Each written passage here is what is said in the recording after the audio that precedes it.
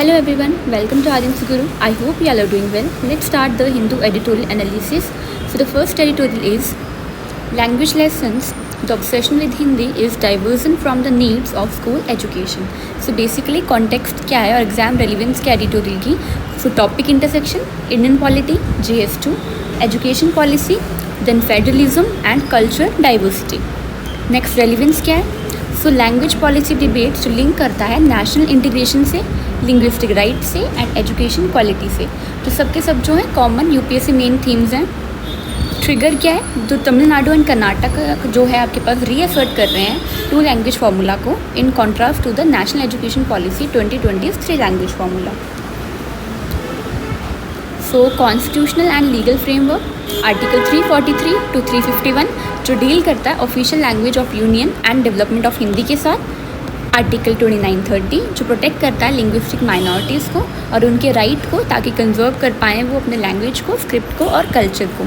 8th schedule जो list करता है 22 शेड्यूल लैंग्वेजेस को और अलाउ करता है स्टेट्स को ताकि वो प्रमोट कर पाएँ किसी भी लैंग्वेज को जो शेड्यूल लैंग्वेज में इंक्लूड करी गई है with in their jurisdiction. Article 350A and 350B जो स्पेशल प्रोविज़न है for instruction in mother tongue eight primary stage and appointment of special officer for linguistic minorities. Federal competence क्या है?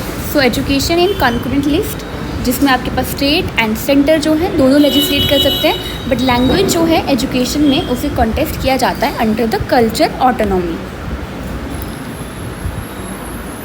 सो federalism and state autonomy issues. So जो state की resistance है वो reflect करता है लिंग्विस्टिक फेडरलिज्म को जो सेफ गार्ड कर रहा है रीजनल आइडेंटिटी को against the perceived central imposition. So education is political identity marker in southern states. Often जो है इसे लिंक किया जाता है एंटी हिंदी मूवमेंट्स के साथ, जैसे कि तमिलनाडु का 1965 एजिटेशन. जो डिस्प्यूट है वो अंडरस्कोर कर रहा है एसिमेट्रिकल कल्चर फेडरलिज्म को, जहाँ पे डाइवर्सिटी जो है कॉन्स्टिट्यूशनली प्रोटेक्टेड है बट पॉलिटिकली जो है कॉन्टेस्टेड है. नेक्स्ट है जी education and pedagogical consideration. So mother tongue based education जैसे कि रिसर्च हो गया यूनेस्को एंड एनसीईआरटी जो शो करता है इम्प्रूव कॉम्प्रीहेंशन को एंड लर्निंग आउटकम्स जो है in early grades when taught in mother tongue. मतलब अगर आप जो है इंस्ट्रक्शन जो है मदर टंग में प्रोवाइड करवा रहे हो, लर्निंग जो है मदर टंग में दे रहे हो, तो आपके पास जो आउटकम है वो इम्प्रूव जो है शो हुई हैं by the research. So English as aspirational rising demand है इंग्लिश मीडियम इंस्ट्रक्शन की across states including in the traditionally Hindi speaking region due to economic mobility prospects. So जो इंग्लिश की लैंग्वेज की जो मोबिलिटी है इकोनॉमिक वो बहुत ज़्यादा है, इसीलिए जो स्टेट्स हैं जहाँ पे इवन हिंदी स्पीकिंग रीजन है वहाँ पे भी जो है डिमांड बढ़ रही है इंग्लिश मीडियम इंस्ट्रक्शन की. ओवर एम्फोसिस है और लैंग्वेज पॉलिटिक्स जो क्या कर सकता है डाइवर्ट कर सकता है फोकस को from teacher quality, curriculum modernisation and infrastructure gaps. Next है जी socio political dynamics. So perception of imposition. Hindi promotion को जो है देखा जाता है culture homogenisation rather than linguistic enrichment. Regional pride क्या है? तमिल एंड कन्नड़ा को जो है एक कैरियर देखा जाता है सेंचुरीज ओल्ड लिटरेचर का और आइडेंटिटी का. तो अगर उनको सेफ गार्ड करेंगे हम तो पॉलिटिकल एंड कल्चर इम्पेरेटिव होगा वो एक तरह से. Central resource allocation dispute. जो तमिलनाडु के पेंडिंग 2152 करोड़ का बजट है आपके पास एजुकेशन फंड्स में, वो एग्जाम्पल है सेंटर स्टेट फिस्कल फ्रिक्शन का टाइड इनटू पॉलिसी डिसएग्रीमेंट्स. मतलब जो तमिलनाडु के पेंडिंग फंड्स हैं आपके पास अंडर द गवर्नमेंट वो आपके पास क्या शो कर रहा है? एक तरह से फ्रिक्शन शो कर रहा है, फ्रिक्शन शो कर रहा है between the centre and state. Comparative insight. So global parallel Canada का बायलिंगुअलिज्म जैसे इंग्लिश एंड फ्रेंच पॉलिसी जो है वो मैनेज की जा रही है विद इंस्टीट्यूशनल सेफ गार्ड ताकि अवॉइड किया जाए domination by one language. China का मैंडेरियन प्रमोशन जो क्रिएट कर रहा है टेंशन इन माइनॉरिटी रीजन जैसे कि तिब्बत हो गया, जिनजियांग हो गया. नेक्स्ट जो है हाईलाइट कर रहा है कल्चर इरोजन रिस्क को. इंडिया का नॉर्थ ईस्ट सिमिलर रेजिस्टेंस दिखी गई है हिंदी प्रमोशन को in the states like Meghalaya and Nagaland due to strong ethnic linguistic identities. मतलब जो आपके पास नॉर्थ ईस्ट की स्टेट्स हैं जैसे कि मेघालय हो गया, नागालैंड हो गया, वहाँ पे एथनिक लिंग्विस्टिक आइडेंटिटीज़ जो हैं वो बहुत ज़्यादा जो है रेजिस्टेंस शो करती हैं to the Hindi promotion. Next आ जाइए डेवलपमेंट लिंकेजेस। जो तमिलनाडु एंड कर्नाटका की जो हाई सोशल इंडिकेटर हैं जैसे कि लिटरेसी रेट उनका हाई है, ह्यूमन डेवलपमेंट इंडेक्स जो है हाई है उनका, वो लिंक है to the public education investment and tailored curricula. जो एविडेंस है कि कॉन्टेक्स्ट स्पेसिफिक पॉलिसीज़ जो है वो काम कर जाती हैं।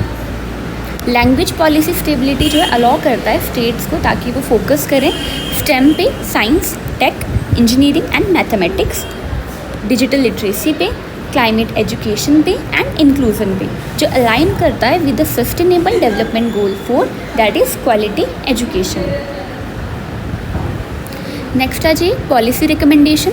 सो flexibility in national education policy allow करने की ज़रूरत है स्टेट्स को ताकि वो अडेप्ट कर पाएँ लैंग्वेज पॉलिसी को within the broad national education policy goal. Decentralise curriculum design होना चाहिए, एम्पावर करना है स्टेट बोर्ड्स को ताकि वो कंटेक्चुअलाइज कर पाएँ लर्निंग को while meeting the national standards. Language as bridge not barrier, so promote करना है मल्टीलिंगुअलिज्म को through voluntary incentive, culture exchange and technology based learning not through compulsion. Address करना है कोर स्कूल चैलेंजेस को जैसे कि टीचर शॉर्टेज हो गया आपके पास, इंफ्रास्ट्रक्चर डेफिसिट हो गया, ड्रॉप आउट रेट्स हो गए, इंश्योर करना है आपके पास इक्विटेबल एक्सेस को। UPSC answer writing pointer. So GS2 polity and governance link करना है लैंग्वेज पॉलिसी डिबेट्स को to cooperative federalism. GS1 society and culture, role of language in culture identity and social cohesion. GS2 education discuss करना है evidence based policy making को in the language of instruction. SC के लिए आप fit कर सकते हैं topics on unity in diversity में से, या federalism as a safety wall for diversity. So ये था आपके पास एडिटोरियल नंबर 1। नेक्स्ट आ जी editorial number 2। So graveyard Gaza, the West must pressure Israel to end the war immediately. So basically context और सिग्निफिकेंस के आपके पास सो जो गाजा कॉन्फ्लिक्ट है उसने एस्केलेट हो चुका है वो एक तरह से one of the worst humanitarian crisis की तरफ of the 21st century with debates over whether Israel's action constitute genocide under international law. मतलब अभी भी डिबेट्स चल रहे हैं कि जो आपके पास इजराइल के एक्शन हैं वो कॉन्स्टिट्यूट कर रहे हैं जेनोसाइड को अंडर इंटरनेशनल लॉ या नहीं कर रहे हैं। यूपीएससी के लिए जो इशू है वो इंटरसेक्ट करता है इंटरनेशनल रिलेशन GS2 के साथ, एथिक्स इन गवर्नेंस के साथ and global governance and international law के साथ। जो सिचुएशन है आपके पास वो टेस्ट केस है for international humanitarian law enforcement and the credibility of multilateral institution. मतलब जो आपके पास सिचुएशन है वो एक तरह से टेस्ट है इंटरनेशनल ह्यूमैनिटेरियन लॉ एनफोर्समेंट के लिए और क्रेडिबिलिटी के लिए of multilateral institution. International legal dimension. So Geneva convention allegation है of collective punishment, force starvation and targeting civilians potentially जो ब्रीच करता है फोर्थ जेनेवा कन्वेंशन को, that is protection of civilians in war को। Rome statute of the international criminal court जो arrest warrant है Netanyahu के लिए वो इंडिकेट कर रहा है possible charges of war crimes को एंड क्राइम अगेंस्ट ह्यूमैनिटी को। Genocide convention 1948। So intent to destroy in whole और in part a national, ethical, racial और रिलीजियस ग्रुप। जो स्कॉलर्स हैं वो आगे कह रहे हैं कि जो इजराइल्स के एक्शन हैं वो फिट हो सकते हैं लीगल डेफिनेशन में इसमें, ठीक है। जो लीगल डेफिनेशन दी गई है जैसे कि इंटेंट टू डिस्ट्रॉय हो गया इन होल और इन पार्ट, या नेशनल, एथिकल या रेशियल रिलीजियस ग्रुप हो गया। सो रिस्पॉन्सिबिलिटी टू प्रोटेक्ट जो UN है इंडोर्स डॉक्ट्राइन है आपके पास जो ऑब्लिगेट करता है intervention when a state commits mass atrocities. Next आ जाइए जियोपॉलिटिकल डायनामिक्स। सो US का role, military and political backing जो है इजराइल के लिए वो अभी भी डिसीसिव है। US की जो वीटो पावर है UN सिक्योरिटी काउंसिल ब्लॉक में वो क्या कर रही है, ब्लॉक कर रही है बाइंडिंग रेजोल्यूशन को against Israel. European stance, so shift from traditional alignment with Israel और कॉल है आपके पास सीज फायर के लिए and recognition of Palestinian statehood के लिए जो पोटेंशियली सिग्नल कर रहा है पॉलिसी रीअलाइनमेंट की तरफ। रीजनल इम्प्लीकेशन क्या है? सो एस्केलेशन रिस्क जो हैं वो वाइडर होते जा रहे हैं आपके पास मिडिल ईस्ट में बहुत ज़्यादा डिस्टेबलाइजेशन बढ़ रही है, जैसे कि लेबनान हो गया, सीरिया हो गया, ईरान हो गया। इनमें जो है आपके पास एस्केलेशन रिस्क जो है और ज़्यादा बढ़ते जा रहे हैं। अरब वर्ल्ड में क्या देखने को मिला है? जो पब्लिक ओपिनियन है वो हैवीली जो है प्रो पैलेस्टीन बन चुका है। जो गवर्नमेंट्स है वो फेस कर रही हैं pressure to act beyond the statements. Humanitarian and developmental impact, so starvation as a weapon. जो इंटरनेशनल ह्यूमैनिटेरियन लॉ है वो एक्सप्लिसिटली जो है प्रोहिबिट करता है स्टारवेशन ऑफ सिविलियंस को as a method of warfare. Long term developmental collapse क्या है? जो गाज़ा का इंफ्रास्ट्रक्चर है, जिसकी वाटर हो गया, पावर हो गया, हेल्थ केयर हो गया, वो नियर टोटल ब्रेकडाउन की तरफ जा रहा है। आपको जो है ज़रूरत है, उनको जो है ज़रूरत है डिकेड्स ऑफ रिकन्स्ट्रक्शन जो है उसके लिए बहुत ज़्यादा हमें जो है रिकन्स्ट्रक्शन करनी पड़ेगी। जितना वहाँ पे जो है इंफ्रास्ट्रक्चर में जो है ब्रेकडाउन देखने को मिला है, उसके बाद बहुत सारे टाइम लग जाएगा, बहुत सारे साल लग जाएंगे, डिकेड्स लग जाएंगे रिकन्स्ट्रक्ट करने में उसे। सो डेमोग्राफिक डिस्प्लेसमेंट, जो पोटेंशियल फोर्स्ड माइग्रेशन देखने को मिली है ओवर 2 मिलियन रेजिडेंट्स, जो रेस कर रहा है रिफ्यूजी बर्डन्स को फॉर इजिप्ट। नेक्स्ट आ जाइए ethical and normative concerns. So double standard है ग्लोबल गवर्नेंस में, जो परसीव लीनियंसी है towards Israel compare to sanction on other states, जैसे कि सैंक्शन लगाए गए हैं रशिया को इन यूक्रेन वॉर केस। ठीक है। Credibility of international institution, failure है इन्फोर्स करने के लिए अकाउंटेबिलिटी को, जो रिस्क कर रहा है वीक करने में यूएन सिस्टम को। Selective morality in foreign policy, so जो वेस्टर्न पावर्स है वो रिस्क कर रही है एक्यूजेशन ऑफ हिपोक्रेसी को और अंडरमाइन कर रही है ह्यूमन राइट्स और एडवोकेसी को। सो हिस्टोरिकल पैरेलल, नकबा 1948 मास डिस्प्लेसमेंट है पैलेस्टीनियंस की। जो करंट इवेंट है उन्हें भी सेकेंड नकबा की तरह देखा जा सकता है by many observer. Siege of Sarajevo, so 1992 to 1996 prolonged civilian suffering है in urban warfare under international inaction। Apartheid south Africa, so global boycott है एंड सेंशन है, इवेंचुअली प्रेशर करा था रिजाइन चेंज के लिए। सो पॉसिबल प्रेसिडेंट है for the Palestinian cause. So India's position and relevance, so balancing क्या हो सकता है? जो हिस्टोरिकली प्रो पैलेस्टीन हमारी फीस जो है, जो सिंस 1974 जो है रिकॉग्निशन है हमारे पास पैलेस्टीनियन लिबरेशन ऑर्गेनाइजेशन की, बट जो है हम एक्सपैंड कर रहे हैं अपनी स्ट्रेटेजिक टाइज को with Israel since 1990s। So diplomatic tightrope क्या है? सो कॉल है for humanitarian access and two state solution while avoiding direct condemnation of Israel. मतलब डायरेक्टली कंडेम नहीं कर रहे हम इसराइल को, बट हमारे पास क्या है कॉल है कि ह्यूमैनिटेरियन एक्सेस होना चाहिए और टू स्टेट सोल्यूशन जो है वो होना चाहिए। डोमेस्टिक कंसिड्रेशन क्या है? सो लार्ज मुस्लिम पॉपुलेशन है हमारे पास और strategic West Asian diaspora interest हैं, जो इन्फ्लुएंस स्टांस में जो है हमारे ऊपर जो बहुत ज़्यादा इन्फ्लुएंस डालते हैं हमारे स्टांस के ऊपर। Implication for UPSC theme, so GS2 international relation, role of global power in conflict resolution, UN effectiveness, India की west Asia policy, GS3 internal security and disaster management में, refugee crisis and humanitarian intervention framework, ethics में application of just war theory, proportionality and humanitarian principle. So policy and solution pathways क्या हैं? Diplomatic pressure, coordinated sanction होने चाहिए, arm एम्बार्गोज होना चाहिए and ICC की corporation होनी चाहिए, ह्यूमैनिटेरियन कॉरिडोर होने चाहिए, UN लेड मैकेनिज्म की ज़रूरत है ताकि इंश्योर किया जाए अनइंटरप्टेड एड डिलीवरी को, पोस्ट कॉन्फ्लिक्ट रिकन्स्ट्रक्शन की ज़रूरत है, इंटरनेशनल फंड की ज़रूरत है, गवर्नेंस मैकेनिज्म की ज़रूरत है for Gaza's rebuilding, two state solution revival की ज़रूरत है, मल्टीलेटरल पुश होना चाहिए विद एनफोर्सेबल गारंटीज ताकि जो टू स्टेट सोल्यूशन है उसको रिवाइव किया जा सके।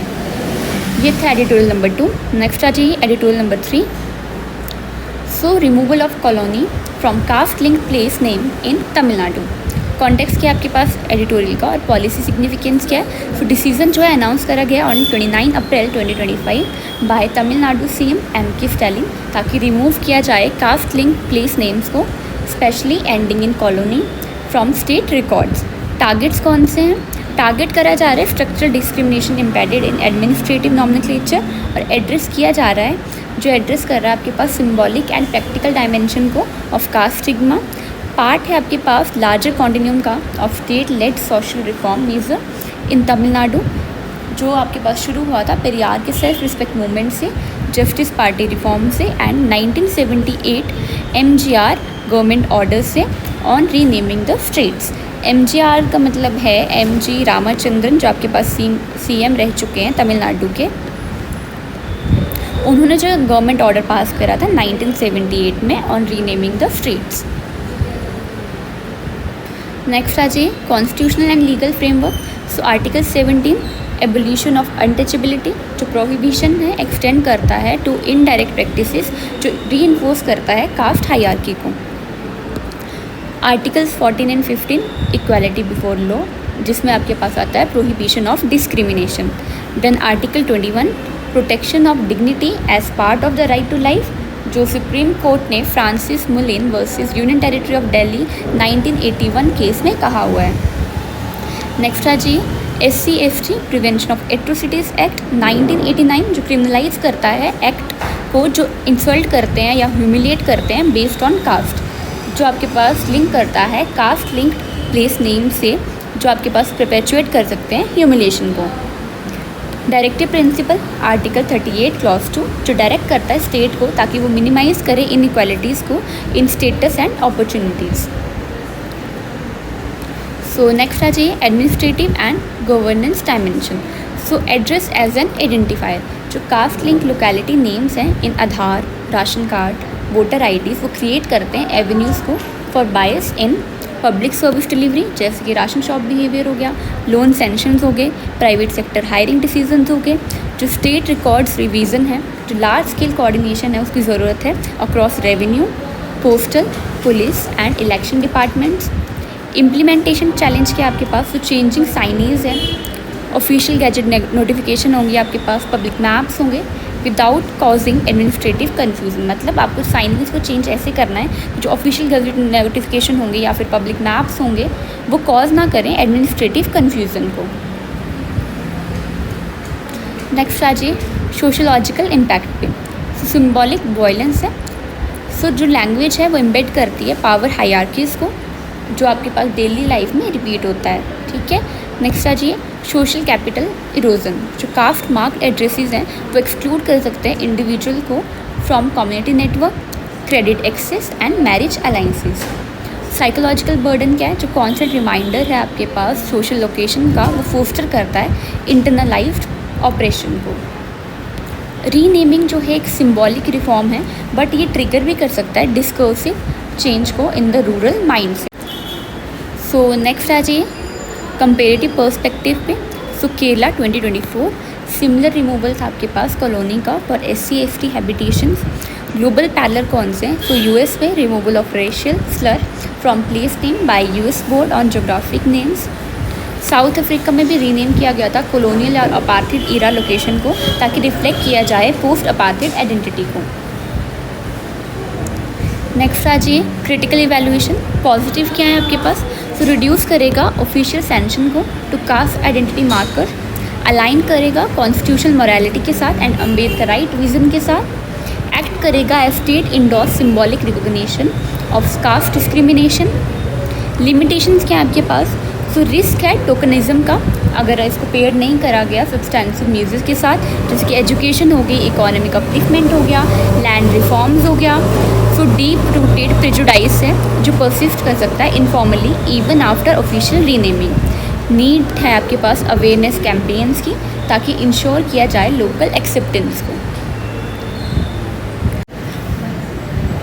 सो way forward UPSC answer enrichment. सबसे पहले holistic anti discrimination strategy, so rename करना है और सेंसिटाइजेशन ड्राइव जो है वो भी आपको करवानी है, साथ में मॉनिटरिंग मैकेनिज्म जो है वो भी आपको कंसीडर करने हैं। लीगल बैकिंग, सो अमेंड करना है स्टेट लॉज को ताकि प्रोहिबिट किया जाए कास्ट डिस्क्रिमिनेटरी प्लेस नेम को परमानेंटली। कम्युनिटी पार्टिसिपेशन, सो ग्राम सभा इन्वॉल्वमेंट होनी चाहिए ताकि वो सजेस्ट करें इंक्लूसिव नेम्स को। नेक्स्ट आ जाइए एजुकेशन इंटीग्रेशन, सो इंक्लूड करना है कास्ट सेंसिटिविटी मॉड्यूल्स को in school curriculum. Periodic review की ज़रूरत है, इंश्योर करना है कि जो फ्यूचर प्लेस नेमिंग है वो अवॉइड करे कास्ट को, रिलीजन को एंड जेंडर बाइस को। सो ये था editorial number 3। So editorial number 4, world court's advisory opinion boost climate action. So context क्या एडिटोरियल का, सो डॉज जो है वो रिप्रेजेंट करता है one of the most ambitious recent US attempt को at fiscal consolidation by administrative downsizing, जिसे frame किया गया as a governance reform. DOGE क्या है, department of government efficiency. So ये जो है एक इनिशिएटिव है by the second Trump administration within the federal government in the United States. So OBBB क्या है आपके पास, one big beautiful bill act, जिसे जो है आपके पास एक यूएस स्टैट्यूट है जिसे साइन कर दिया गया into law by president Trump on July 4, 2025। ये जो है इंस्टीट्यूशनलाइज कर रहा है डॉज रिफॉर्म्स को थ्रू लेजिस्लेशन, मर्ज किया गया है जिसमें एक्सपेंडिचर कट्स को, डी रेगुलेटरी मेजर्स को एंड फिजिकल प्रायोरिटीज़ को इन अ सिंगल स्टैट्यूट। मतलब एक सिंगल स्टैट्यूट में जो है एक्सपेंडिचर कट्स को, डी रेगुलेटरी मेजर्स को, वेरियस टैक्स को, बजट को एंड एम्प्लॉय बेनिफिट चेंजेस को जो मर्ज करके एक सिंगल स्टैट्यूट जो वो बना दिया गया है। ये जो है आपके पास एक गुड एग्जाम्पल है of the politics of budget making, role of adviser in governance and the limits of austerity driven fiscal policy. Next आ जाइए, कोर इकोनॉमिक प्रॉब्लम। जो स्ट्रक्चरल डेफिसिट है आपके पास यूएस में, वो ड्राइव हो रहा है less by excessive expenditure relative to payers and more by chronically low revenue mobilisation. मतलब जो यूएस जो स्ट्रक्चरल डेफिसिट जो है यूएस में, वो किसकी वजह से हो रहा है, क्रॉनिकली लो रेवेन्यू मोबिलाइजेशन की वजह से। जो US tax to GDP ratio है approximately 90% is among the lowest in OECD. OECD के आपके पास organization for economic cooperation and development, एक इंटरनेशनल ऑर्गेनाइजेशन है, वो काम करती है ताकि बिल्ड किया जाए better policies for better tribes. ठीक है, एक प्रोवाइड करता है फॉर्म फॉर गवर्नमेंट ताकि वो कोलैबोरेट करें, शेयर करें अपने एक्सपीरियंसेस को एंड सोल्यूशन फाइंड करें कॉमन प्रॉब्लम्स का, particularly like the economic policy, taxation, education and in the environment. OECD में जो है आपके पास 38 मेंबर कंट्रीज़ हैं और इसके हेडक्वार्टर्स जो हैं पेरिस में। जो आपके पास यूएस का टैक्स टू जीडीपी रेशो है वो अप्रॉक्सीमेटली 19% है, जो लोएस्ट है इन द ओईसीडी, जो अंडरलाइन कर रहा है रेवेन्यू साइड इम्बैलेंस को, अनलाइक मैनी फिजिकल क्राइसिस जहाँ पे एक्सपेंडिचर जो है मेन ड्राइवर होता है। बट यूएस के टैक्स टू जीडीपी रेशो के कम होने में किसका आपके पास जो मेन रीज़न है वो क्या है, रेवेन्यू साइड इम्बैलेंस। जो फिजिकल इम्बैलेंस है वो वर्स हो रहा है under tax cut policies without parallel growth in taxable base. जो classic supply chain versus revenue adequacy debate चल रहा है